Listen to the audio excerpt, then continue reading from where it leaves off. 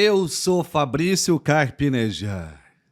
Estamos começando o podcast Manual do Luto, uma realização do Grupo Cortel. Estou recebendo hoje uma lenda. Só que é uma lenda real. É uma lenda da reflexão, do pensamento. Paulo Rosa Sérgio Guedes, Paulo Guedes, psiquiatra, formou uma geração de psicanalistas, é autor do Sentimento de Culpa, que é um compêndio que faz você se libertar desse sentimento mesquinho e que impede a nossa existência de alcançar o seu máximo. Eu já queria começar esse nosso bate-papo franco, livre e até selvagem, perguntando, Paulo, por que vivemos como se não fôssemos sofrer? Fabrício, um prazer grande estar aqui contigo e com os... Gostei muito da Fábrica do Futuro, muito do título, e quero te dizer que nós vivemos evitando o sofrer com a falsa ilusão de que é possível ser feliz. O Vinícius de Moraes, num filme feito provavelmente pela filha mais velha dele, o Vinícius diz o seguinte: é muito melhor viver do que ser feliz. Essa é a frase genial do nosso querido poeta. Então, o sofrimento, eu sempre brinco com... Eu tenho um curso que eu faço há 30 e tantos anos, e eu brinco com os meus colegas, que eu chamo de colegas, que eu não gosto de chamar de alunos. Eu sempre brinco com eles o seguinte: se a gente se sentir bem entre 4 e 4,5 dias por semana, está ótimo, porque mais do que isso é mentira. A felicidade seria uma ilusão, uma miragem. É uma miragem, eu não tenho dúvida. Porque o nosso cotidiano é áspero. É áspero, é difícil. Nós, inclusive, Fabrício, tu sabe melhor do que eu, nós nunca sabemos como nós estaremos daqui a meia hora. A instabilidade do humor. Isso, porque a nossa vida emocional, ela, felizmente, a meu ver, ela varia muito. Então, eu sempre penso, quando eu tenho que preparar alguma aula, alguma coisa, eu sempre penso, como que eu vou estar? Mas eu vou estar como eu tiver. E eu tenho que trabalhar da mesma forma. Então, para mim, a variação é fundamental. E essas pessoas que pensam, eu sou um homem estável, é um chato de galocha. Ou uma mulher estável, né? Você adota a prática da sinceridade emocional? Acho que sim, acho que sim. Dentro do que é possível, a sinceridade emocional, para mim, é fundamental. Você chega a avisar, a advertir quando você não está disposto, quando está Sim, mal-humorado? sim. Tem esse aviso? Muitas vezes. Eu, aliás, acho que eu sei quando eu não estou bem. Às vezes eu não sei, mas acho que eu sei. E aí eu trunfo. procuro não resolver coisas ou não decidir ou dar opinião para os meus filhos. Nunca fui muito de dar opinião para ninguém, porque eu não sei nem como é que é melhor eu viver. Imagina os outros. Mas isso talvez seja a educação e o respeito. Sim.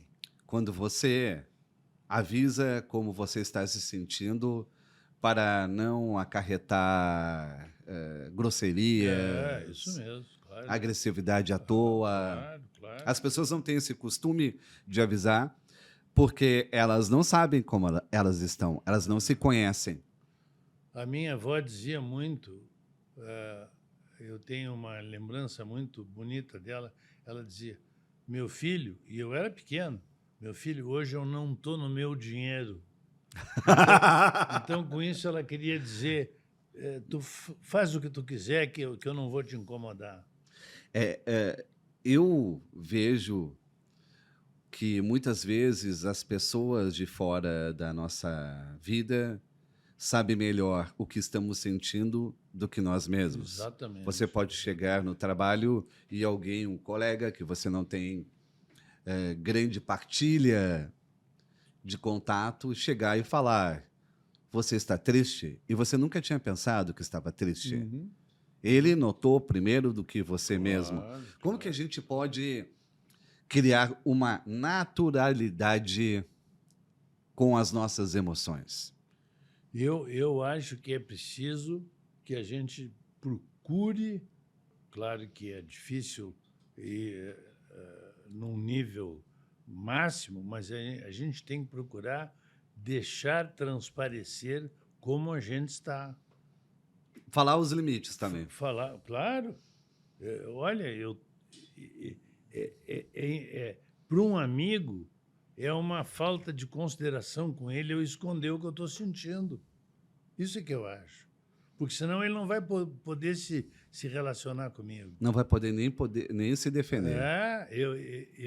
Eu sempre conto uma história de um grande professor meu de radiologia que estava fazendo 90 anos, eu acho que eu devia estar lá pelos 60, e nós estávamos jantando num aniversário, e ele me perguntou: Guedes, qual tu acha que vai ser o futuro da medicina? Eu digo: olha, mestre, eu quero lhe dizer, na minha opinião, o futuro da medicina vai ser se interessar pela pessoa do paciente e tratar de cuidá-lo bem como seu auxiliar e não como dono da vida dele. É isso que você faz com os alunos, tratando como colegas. Como colegas, claro. E são colegas. Essa paridade, essa igualdade, ela é uma promoção ao outro. Sim. O outro se sente responsabilizado pela sua vida. Exatamente. E tem uma outra coisa importante que eu diria, Fabrício, é o seguinte: é muito comum, né? Vamos dizer, eu sendo chamado professor, é muito comum as pessoas, colegas meus, às vezes mais velhos do que eu, dizerem assim: olha, Paulo, eu gostaria de um dia chegar no teu nível. E eu digo: enquanto tu achar que o meu nível é melhor que o teu, tu não vai aprender nada. Claro. Ele deveria competir consigo mesmo. Exatamente, porque ele sabe coisas que eu nunca soube. Assim como eu sei coisas que ele não sabe. Mas você não acha, Paulo, que quem não teve dificuldade, privação, bullying na vida, fica competindo com os outros? Talvez, mas eu vou te dar o exemplo casualmente eu estou estudando isso agora, de um conto do Machado de Assis, que para mim me chama muita atenção. Ele era mulato, filho de um pintor mulato, filho de uma doceira mulata, no Rio de Janeiro, na época do Império, que é a escravatura a 1000, gago, epilético, e se tornou Joaquim Maria Machado de Assis, meu querido amigo. De maneira que os problemas que eu sempre penso assim, os problemas que nós passamos na vida, ou nós fazemos alguma coisa com eles, ou eles fazem alguma coisa conosco.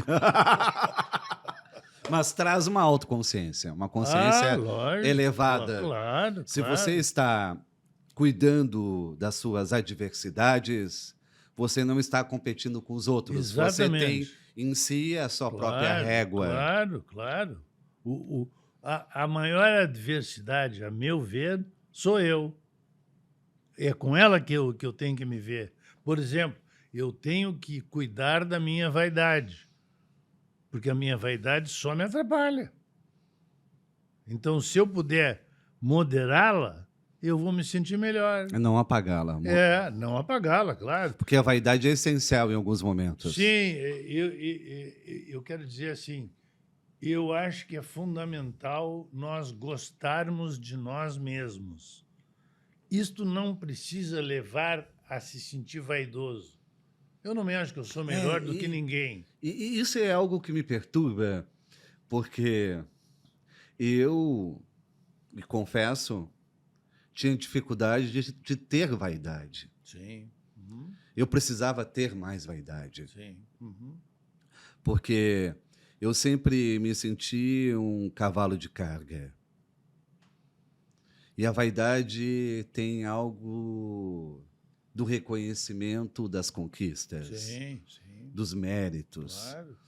E as pessoas confundem falsa humildade com confiança. Lógico, porque é a chamada falsa modéstia. Ou A seja, modéstia sempre é falsa. você não pode se elogiar. Claro. Se você se elogia, você está sendo capotino, impostor, megalomaníaco. E eu acho que a gente precisa se elogiar. Sem dúvida. Quem não se elogia não se sente de acordo com a sua real vida. Tem que se elogiar. Tem muitas coisas que a gente sente que a gente faz de uma maneira muito boa. E eu acho que o elogio, o autoelogio, é fundamental, desde que não passe do limite de eu achar que eu sou melhor que os outros. Perfeito. Só isso. Desde que você Eu não sou melhor que ninguém. Desde que você ache que você tem sido o melhor para si mesmo. Exatamente. Isso é fundamental. Fundamental. E olha, e acho que nós temos que ser melhor para nós mesmos até o fim da vida. Porque nunca chegou o dia que a gente já é o melhor para si mesmo. Exato. Né? Claro. Mas, se você faz o autoelogio, você não fica dependente dos elogios dos outros. Exatamente. Claro. Que é horror. Horror. Que é horror. Você sair de casa de manhã cedo esperando um elogio para mim, uma mendicância de sinaleira, de semáforo. Exatamente. Eu também acho isso.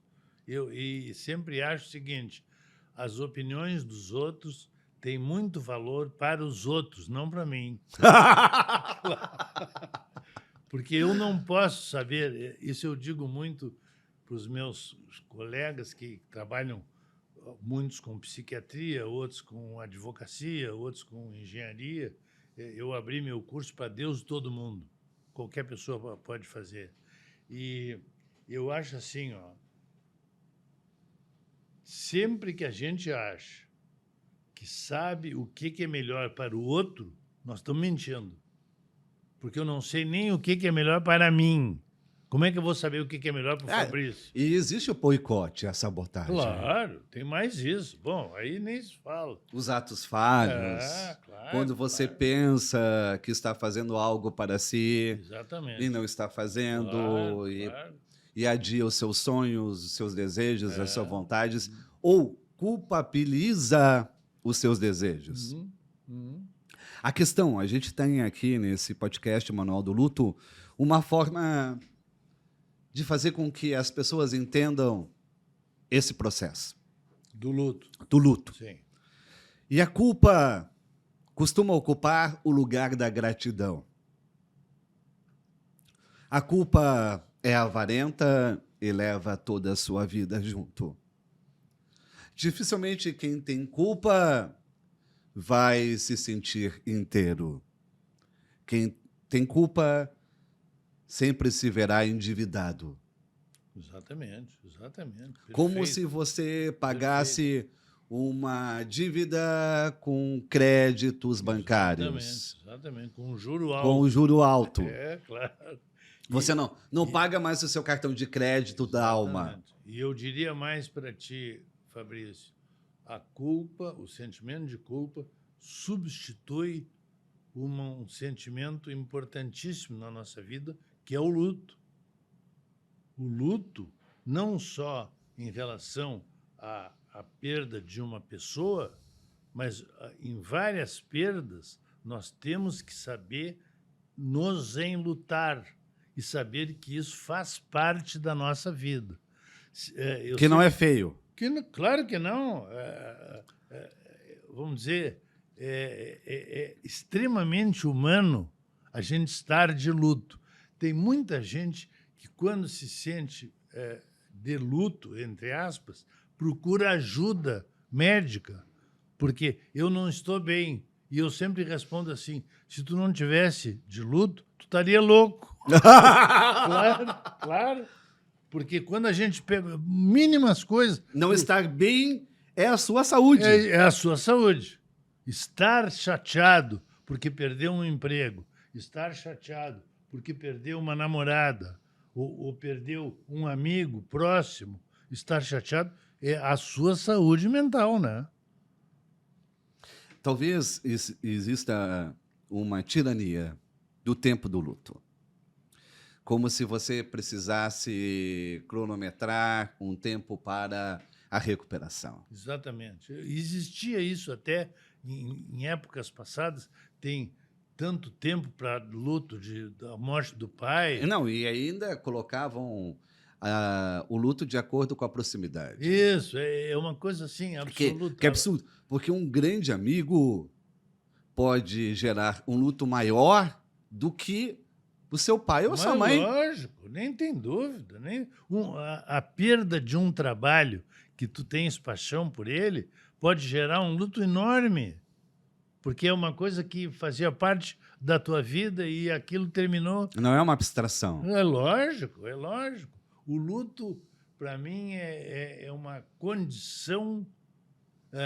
Tem um livro que eu li que uma agora não sei citar o nome, que uma esposa disse para o marido o seguinte: a tristeza é o tempero da felicidade. Acho lindo isso, lindo isso. A gente não pode comer comida sem sal. Lógico, e nós não podemos achar que a tristeza é ruim. Sem o sal das lágrimas. Não, a tristeza é apenas o oposto da alegria. Ela não é o oposto da felicidade. Eu acredito muito nisto. Eu acredito que a tristeza entra pela mesma porta da felicidade. Exatamente. Estou de pleno acordo contigo. As pessoas que são capazes de ser tristes também têm a mesma capacidade de ser felizes. Claro, claro. Uma coisa é prima irmã da outra. Irmã até. Tanto que acontece com frequência quem está chorando com muita densidade Sim. é capaz de gargalhar dentro do choro. Exatamente, é isso mesmo, perfeito. Ou quem está gargalhando demais é capaz de chorar. Claro, claro. A gente diz chorou de rir. Sim. Né? Claro. A gente diz isso. As duas condições estariam ligadas. Eu penso que, com relação ao que nós falávamos do luto, é uma brincadeira, né? Pode não ser assim 100%, mas eu não me lembro de alguém que tenha falecido e que não tenha sido por culpa de alguém. Compreende? Sim. Porque isso é uma maneira de evitar o meu sentimento de perda do meu amigo. Não, ele morreu porque o médico errou. Ele morreu porque não poderia ter acontecido tal coisa. Ele morreu porque foi mal atendido. Ele morreu porque ele estava com um problema conjugal grave. Tudo bobagem. Ele morreu, sabe por quê? Porque a gente morre. Exato. Só por isso. A onipotência é uma arma da tragédia. A onipotência é uma ilusão mantida pela humanidade. Você acredita que é capaz de modificar um fim dependendo da sua intervenção? Exatamente. Ou seja, morreu a sua avó. Você acredita que se estivesse lá, exatamente, ela não iria morrer? Eu botei isso. O primeiro exemplo do meu livro sobre o sentimento de culpa era eu atucanadíssimo, porque eu tinha 15 anos, porque o meu avô morreu porque eu não tinha ido dormir lá na segunda-feira, ele morreu terça. E olha, passei meses com essa ideia na minha cabeça. Ou seja, eu era o dono da vida e da morte. Ou seja, se você é dono da morte, você é o culpado. Claro, claro, entende? Você deixou o seu avô morrer. Eu deixei. Eu podia ter ido dormir lá e ele não teria morrido. Se eu soubesse disso, eu seria seu amigo muito tempo antes. Claro. Se eu soubesse que você tem esse É, poder. lógico, é isso aí. Mas esse poder, essa manipulação dos acontecimentos, é desenvolvido por quê? Por que que você entra nessa onipotência para não aproveitar a vida, para não valorizar cada minuto, para jogar para o futuro aquilo que você realmente precisa fazer? Eu julgo que tem duas questões importantes aí. A primeira é que provavelmente no reino, não só no reino animal, mas no reino dos seres vivos, a nossa insignificância quando pequenos é insuportável. Bem falado. Insuportável. Eu sinto isso também. Se a gente vê uma criança recém-nascida, ela tem uma dependência extraordinária de tudo. Tóxica até. Tóxica, claro, porque ela realmente depende. Não é que ela está inventando. Não, se largam ela Se morre. larga, ela morre, claro. Bom, e a segunda coisa, a chamada educação. Então, se educa a criança pequena e depois no colégio, e depois talvez na faculdade, mostrando para ela que ela não deveria ser como ela é. Quando a única coisa que ela deveria ser é como ela é. Você tem uma educação que nega o seu potencial. E nego a tua singularidade. Porque entre nós aqui, nós somos 1, 2, 3, 4, 5. Nós somos 5 ilhas. Absolutamente diferentes uma da outra. É ou não é verdade? É um desperdício nascer diferente e querer passar a vida tentando ser igual aos outros. Exatamente. É um desperdício absoluto. É um desperdício absoluto. Porque a nossa singularidade é a grande coisa que nós temos. Mas a gente leva... Eu brinco assim, isso não é uma coisa precisa. Eu acho que se eu quiser aprender russo, talvez eu aprenda em um mês. Se eu quiser aprender mandarim, eu talvez aprenda. Se eu quiser aprender a viver, eu levo em torno de 40 anos. Sempre que eu converso com você, Paulo Guedes, a minha sensação é que você fala tão bem como se fosse um livro. Você tem uma oralidade persuasiva, comovente. Eu fico imaginando, e não é nenhum demérito da sua parte, mas quantos livros você já deu para os outros sem ter escrito? Quantos livros eu dei de presente? Porque toda conversa com você é um livro. Querido, eu gosto muito de dar livros para os outros, mas eu acho que as pessoas... Eu sinto você um pouco como Macedônio Fernandes. Macedônio Fernandes era um escritor cultuado por Borges, em que ele falava e escrevia e nunca reunia os seus guardados. Então, a sua obra ficava muito mais na oralidade Sim. do que na escrita.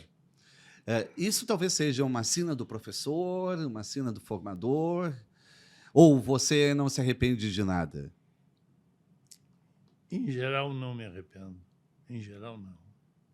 Em geral, eu acho que aquilo que eu fiz há 3 anos atrás e que hoje eu não gosto, eu penso assim, mas naquela época foi necessário ter feito. Mas, voltando a essa questão, você costuma fazer livros em coautoria? Não, um só. Esse do Sentimento de Culpa aos Outros, eu escrevi sozinho. Mas você participou de outros livros em duetos, não? Não, um livro que até tem um amigo que disse que foi a primeira rede social. Foi com vários?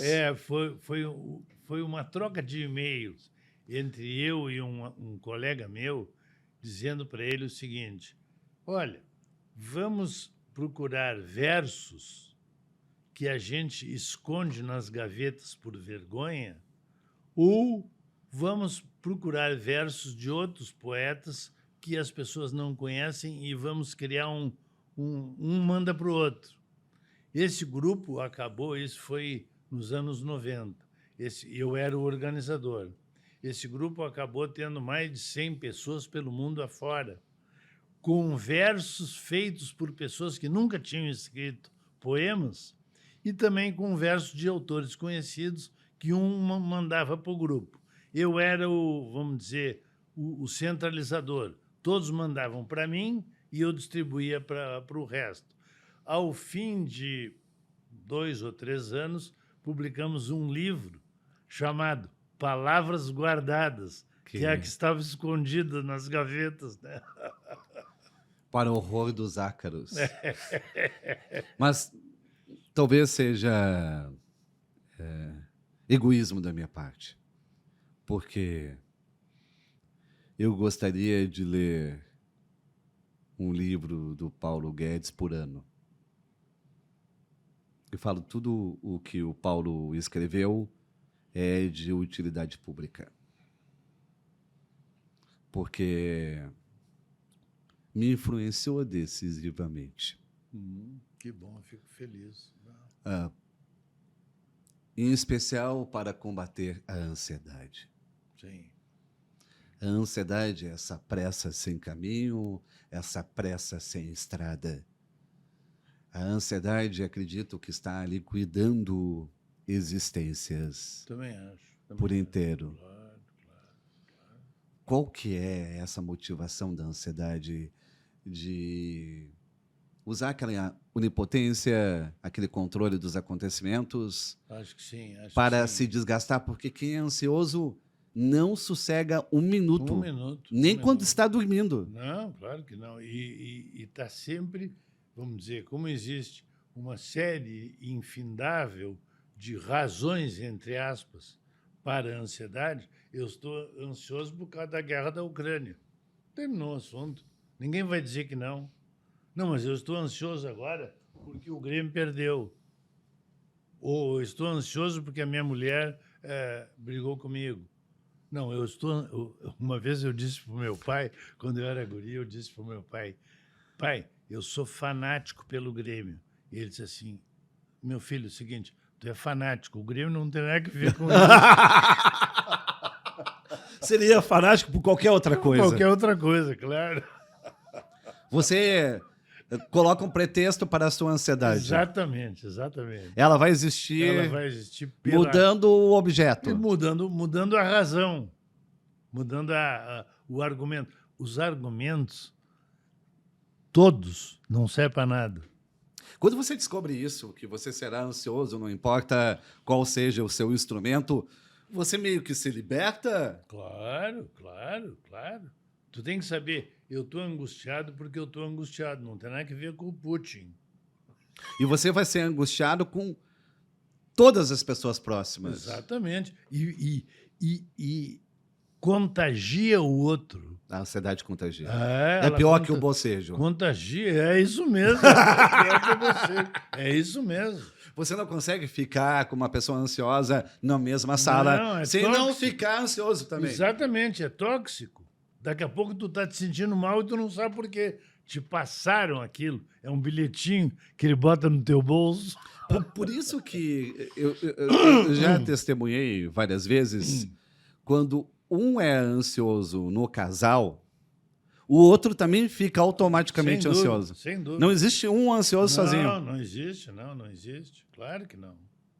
Aliás, eu sempre brinco assim, um casal tem que saber que, sendo um casal, tudo que ocorre tem que ver com os dois e nunca com um só.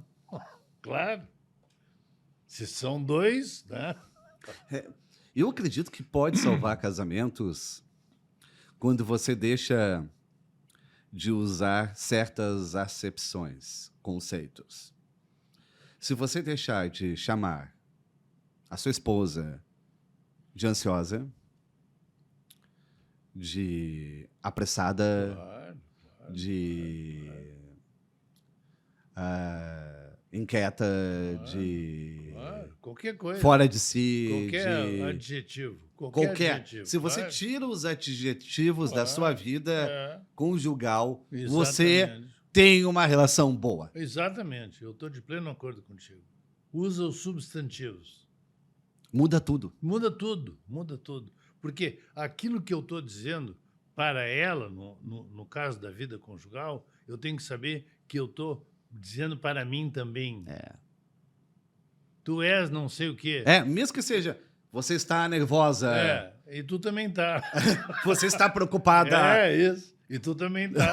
Claro. Claro. Isso aí é uma... É uma reeducação É afetiva. uma reeducação que a gente tem que ir aprendendo. Os pais fazem muito isso com os filhos. E a gente passa para o casamento e se torna meio pai e mãe. Eu não acho que os pais fazem por mal, mas os pais fazem, como se diz muito, Fabrício, para o teu bem. Quantas maldades para o bem. Quantas maldades para o teu bem. Isso é para o teu bem, meu filho. Não, não é para o meu bem. Mas até conseguir se defender disso, Leva muito tempo. Leva muito exige Mas muita a gente tem que terapia. aprender isso. A gente tem que aprender isso. Nem precisa terapia, precisa aprender isso. Eu me lembro que eu fui para um colégio com a orientação de que eu ia para me endireitar. Colégio Farroupilha, na época, que era lá no Plaza São Rafael. E eu fui para o colégio. Quando eu cheguei lá, eu pensei, eu tenho que descobrir um jeito de continuar sendo como eu sou. Bom, virei presidente do Grêmio Estudantil, amigo de tudo que era professor, de nazistas terríveis, entende? Mas é uma coisa que eu tenho saudade até hoje. Eu aprendi a conviver com as dificuldades que o colégio criava. E aprendi muita coisa lá, muita coisa boa. Foi muito bom. Eu acho que a gente não pode se esquecer. Eu te diria assim, pode parecer um egoísmo, mas eu quero dizer o seguinte: egoísmo, na minha opinião, é eu querer te impor a minha ideia. E não eu querer cuidar da minha ideia. Egoísmo é eu querer dizer para elas como que elas têm que pensar. Elas não têm nada a ver com o que eu acho. Então, eu acho que... Mas não abdicar das suas ideias, que é visto como teimosia ou como obsessão, exatamente. É salutar. Exatamente. Bom, e segundo ponto, eu acho que eu devo pensar, em primeiro lugar, em mim, em segundo lugar, em mim, e em terceiro lugar, em mim. Porque se eu assim fizer, eu vou respeitar o outro. Eu vou saber que o outro também tem que pensar, em primeiro lugar, nele. Tem uma ideia da aviação, né, que os comissários... A máscara. Usa primeiro em ti e depois na criança, porque senão tu vai matar a criança. Isso vale para tudo. Usa primeiro em ti. Pensa primeiro em ti. Aí tu vai conviver bem com teus filhos, com a tua esposa, com teus parentes. É o mesmo que querer salvar alguém se afogando, não sabendo nadar. Exatamente, claro. Você só vai afundar mais o outro. Só vai afundar, claro, é isso mesmo.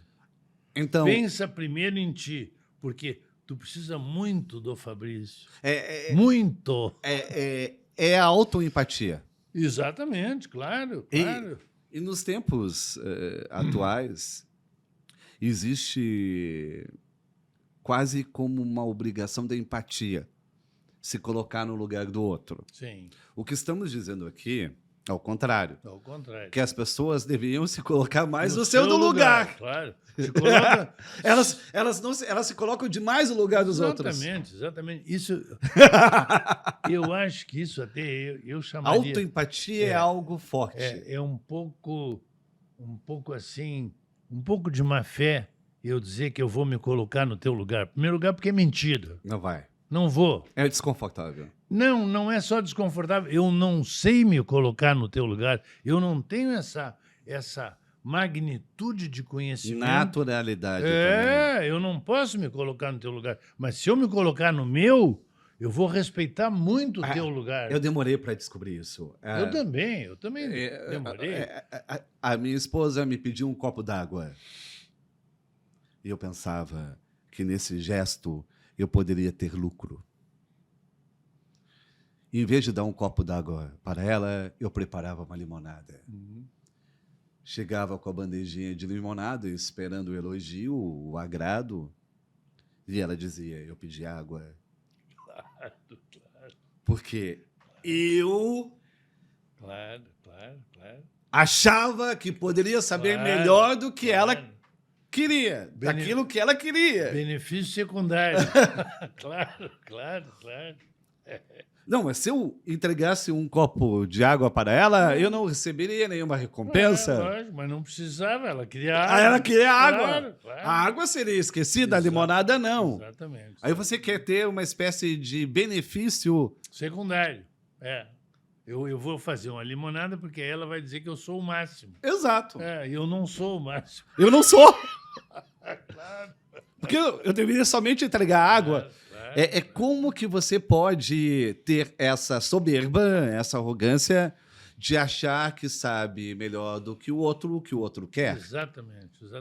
Eu considero, eu quero aproveitar para te dizer isso, sem o espírito de crítica aos colegas que trabalham com áreas psicológicas em geral.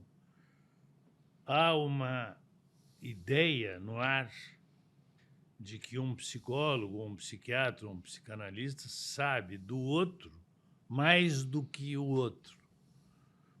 Devido ao seguinte, como eu estudei, por exemplo, eu estudei o inconsciente.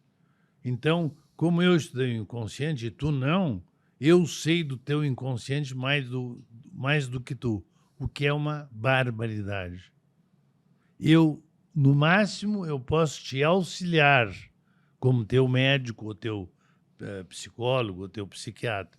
O que eu não posso é tentar te impor modos de vida que não combinam contigo. Perfeito. Eu tenho que te pegar digamos assim, eu tenho que te pegar no colo e dizer, segue o teu caminho. Eu faço isso com meu neto. Segue difícil. O teu caminho. E é difícil. Que é difícil, mas segue o teu caminho. Não vai atrás de conversa. Mesmo que esse caminho não seja o seu. Exatamente. Mesmo que você não se encontre mais com o neto. Lógico. E mesmo que vamos dizer, o que ele está fazendo, eu me preocupe que não é bom para ele, mas quem sabe o que é bom para ele é ele. Não eu. Isso é um aprendizado. Bom conversar isso contigo. A terapia é como o espelho da fala. Você está se ouvindo. Exatamente, claro. É somente isso. Claro. É que você não tem o tempo para se ouvir. Se você faz terapia, você está com esse tempo absoluto para finalmente se ouvir. Eu tenho uma imagem que não sei se será pertinente para você, mas você não pode entregar a chave. A chave na fechadura, você não enxerga o buraco da fechadura. Quando a chave está na fechadura, você não enxerga o que está no outro lado. Sim. Então, a terapia não pode entregar a chave, não pode colocar a chave na fechadura. Exatamente, claro. Tem que deixar a outra pessoa espiar pelo buraco. Lógico, claro. E usar a sua chave. Tem mais isso. Não pode usar a minha chave. A minha chave é singular, só serve para mim. Quando serve. Claro. Às vezes, uma chave acaba servindo para duas portas. Mas nem sempre. Mas nem sempre. A questão das amizades, eu vejo que é a verdadeira e única fortaleza para os enlutados. A família tem dificuldade de socorrer o enlutado, até porque está enlutada junto. E porque, eu te diria, sem generalizar, e porque é, de certa forma, contra o luto. Ou seja, diz como assim? Fabrício, para de chorar. vamos, quem sabe agora que aconteceu isso, vamos fazer uma distração. Tu não quer ir ao cinema? Não, o que eu quero é chorar, pô. Eu perdi um amigo do coração e o que eu quero é chorar e ouvir as músicas que ele Mais ouvia. tristes. Mais triste. Não, mas o que eu estou dizendo é, as amizades funcionam muito mais como apoio no Como luto apoio, claro, do que a família. Claro, porque a família está junto no processo que eu chamo de evitar o luto. Nós não podemos... Mas mesmo enlutado, acredita que está evitando o luto? Acho que sim, acho que sim. Porque é muito comum nas famílias se dizerem o fulano está muito ruim. Mesmo ela sofrendo luto igual. Claro. Entendi. Eu vou te dar um exemplo. Meu pai morreu, eu tinha 27 anos. E o meu afilhado tinha 5. Aí se criou uma lenda na família. Olha, o nosso menino tá passando muito mal pela morte do avô. E eu pensava, eu acho que quem está passando mal somos nós, mas o menino não está. Aí levaram o menino para um atendimento. E a pessoa que atendeu ele, uns 4 ou 5 consultas depois, me disse, olha, eu queria te dizer, porque eu já era formado, recém-formado, eu queria te dizer que o menino não tem nada. Tá ótimo. Ele só ficou triste que morreu o avô dele. É muito comum essa história da gente achar que o luto faz mal. Não, o luto faz bem. Que lindo isso. Eu tenho saudade do meu pai até hoje. E muitas vezes eu converso com ele, eu sonho com ele. Mas ele morreu faz 50 e tantos anos. Eu acho bonito isso. A saudade melhora a pessoa. Melhor. Eu sempre digo, quem não sente saudade é perigoso. Porque a saudade, nós temos saudade o dia todo, né? De tudo que é bom. E nós temos saudade, inclusive, aquela saudade que chega adiantada durante a presença. Claro, claro, isso Você mesmo. está vivendo um momento bonito, um momento feliz, e já está com saudade Claro, claro. daquela vivência. E eu te digo mais, uma outra visão. Eu tenho saudade de coisas que eu nunca fiz. Eu tenho saudade de ter conhecido a Iugoslávia. Agora é tarde. Claro, é tarde. Mas é bonito também, nós estamos falando de coisas parecidas. A saudade faz parte da nossa vida. Não é nostalgia. Não. Não, é saudade. Que tempo bom aquele que passou e que eu não quero voltar lá, mas é muito bom. Mas a saudade, ela significa que você foi feliz um dia. Exatamente. Que você esteve presente. Claro. E o fato dela não poder se repetir deveria ser mais valorizada. Exatamente isso. A gente sofre por não poder repetir o que foi bom. Uhum. E esquece que, por ter sido tão bom, não precisa de repetição. Não precisa de repetição, claro. E outra coisa, é singular. Se repetir muito, perde a saudade. É o que costuma acontecer com reconciliações. É isso mesmo, é isso mesmo, é isso mesmo. Você vai empobrecendo a saudade. Vai empobrecendo, é isso mesmo. Até acabar com o amor. É isso mesmo, é isso mesmo. Porque você se prende aos momentos bons querendo reproduzi-los e acaba estragando qualquer esperança. Claro. É muito comum as pessoas dizerem assim, como era bom quando eu tinha 40 anos, mas tu quer voltar para os 40 anos? Eu gostaria. Seria muito ruim. O bom é hoje. Eu com a idade que eu tô, eu sonho no tempo do meu consultório lá no centro, eu sonho com clientes que eu tive, mas estão lá. É uma questão existencial, bem emblemática. Eu vou um pouco além.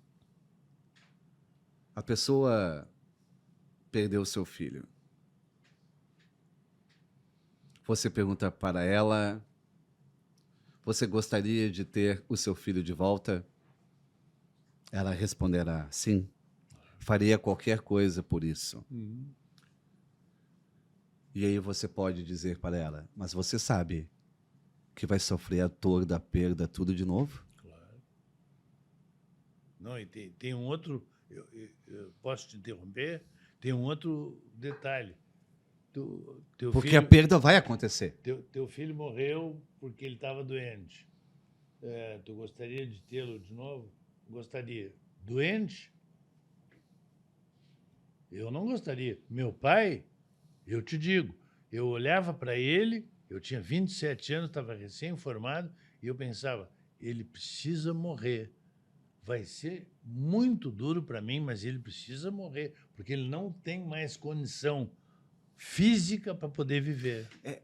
E é visto como desamor desejar a morte do outro Claro para que sofrer não, claro menos. que não, claro que não. Eu dizia para ele, pai, tu precisa poder morrer. Poder descansar. Tu precisa poder descansar, porque está infernal a tua vida. Agora, é muito triste isso tudo, mas o que nós vamos fazer? Não fomos nós que inventamos o mundo? Não inventamos as enfermidades. Nem nada disso. Então, aquilo que eu gostaria que agora não, que o meu avô não tivesse morrido é bobagem. Se ele não tivesse morrido, ele teria sofrido muito mais. Meu pai teria sofrido muito mais. Os amigos que eu perdi, que já morreram, teriam sofrido muito mais. Talvez essa seja a grande dificuldade e desafio da medicina, que às vezes serve para prolongar o sofrimento. Eu me orgulho, até vou te dizer, de ter interferido em mais de um amigo meu, de impedir que se fizesse qualquer coisa com ele. E ele ir para cuidados paliativos. Claro, claro. E morrer em casa. Porque fazer uma pessoa sofrer mais tempo para morrer é uma É um insanidade. contrassenso. Um contrassenso. Nós temos que saber. Uma amiga minha me perguntou: tu não acha, Paulo, que está morrendo muita gente ultimamente? E eu respondi assim: desde quando? Que novidade! Desde quando, querido? Existe um culto da despedida. Claro. Eu não sei até que ponto essa despedida é tão importante se ela não é sacralizada.